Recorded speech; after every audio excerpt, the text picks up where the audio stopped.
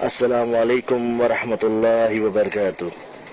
ان بھائی کی جیل میں آپ نے بہترین قرآن کی قرأت سنی تھی۔ ان کا نام بھائی استاد نفیس یعقوب ہے اور یہ کمبوڈیا کے رہنے والے ہیں اور انہیں ملیشیا میں پکڑا گیا تھا۔ آئیے جانیں اس دن ان کے ساتھ کیا ہوا تھا۔ ان دنوں کی بات ہے جب میں مسجد میں دین کی تعلیم دے رہا تھا۔ روزوں کا مہینہ رمضان بہت قریب تھا۔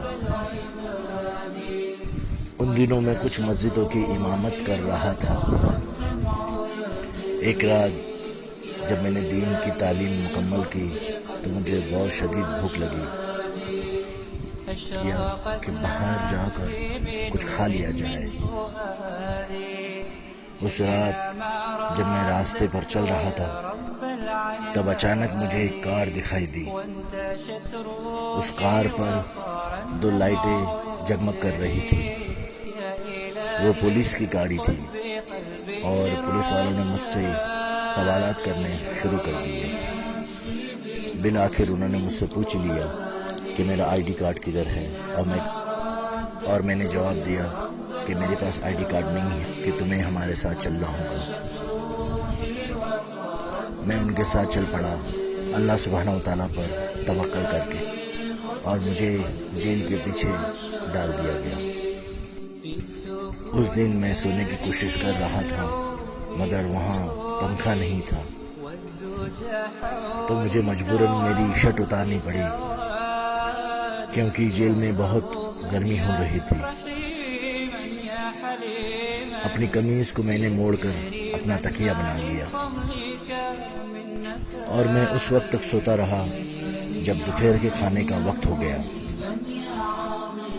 اور میں نیند سے بیدار ہوا اور بغیر اپنا چہرہ دھوئے اور بغیر شرٹ کے میں کھانے کا انتظار کرتا رہا۔ تبھی میں نے قرآن پڑھنا شروع کیا۔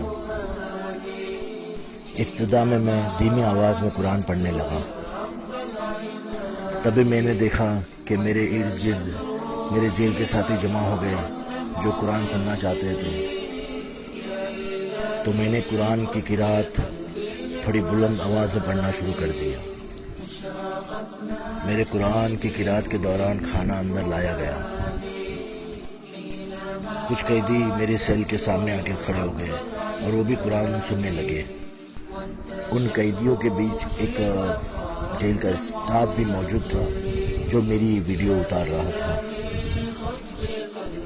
کچھ دنوں بعد کیلنٹن کورٹ نے مجھے 6 مہینے کی سزا سنائی اور پھر میری سزا 6 سے 4 مہینے کر دی گئی۔ اس کی وجہ مجھے نہیں پتا۔ الحمدللہ جیل میں ہر کوئی مجھ سے بہت بہترین طریقے سے پیش آتا۔ یہ اللہ سبحانہ و تعالیٰ کے قرآن کی برکت ہے۔ جو کوئی اللہ سبحانہ و تعالیٰ کا کلام پڑھے گا انشاءاللہ اللہ اسے عزت اور اس کی حفاظت ضرور کرے گا۔ الحمدللہ جتنا وقت میں جیل میں رہا مجھے کوئی تکلیف نہیں ہوئی۔ الحمدللہ جیل میں مجھے موقع بھی دیا گیا کہ میں امامت کروں اور لوگوں کو دین اسلام کی تعلیمات دوں، اور مجھے تراویح اور فرض نمازوں کی امامت کرنے کا موقع ملا۔ وہاں سب مجھے استاد دینی عالم کہہ کے میری عزت افزائی کرتے تھے۔ قیدی بھائیوں کو اپنے زندگی میں کچھ بدلاؤ سا لگنے لگا۔ جو لوگ اسلام کی معلومات نہیں رکھتے تھے ان میں بھی دلچسپی جاگی کہ ہم جانیں کہ اسلام میں کیا ہے، اسلام کیا کہتا ہے۔ وہ سبھی مجھ سے اسلام کے بارے میں ہر ایک چیز جاننا چاہتے تھے اور الحمدللہ میں ان کے بیچ اپنا علم بانٹتا تھا۔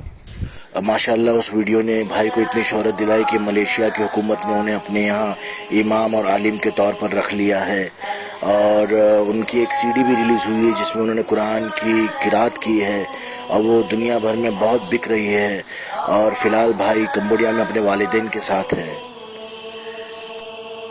یقیناً یہ اللہ کے کلام کی برکت ہے۔